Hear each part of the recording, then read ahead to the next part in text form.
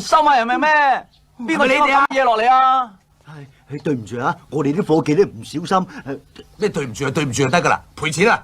但係，但係咩啊？知唔知香港政府規定矮過5尺冇發言權㗎？係邊個講㗎？我橫頭向細媽講嘅。喂，你你啊，又矮又麻煩啊你！我督人個頭好過癮嘅哎呀，督人咁過癮㗎，梗係過癮啦！兄弟蒲頭。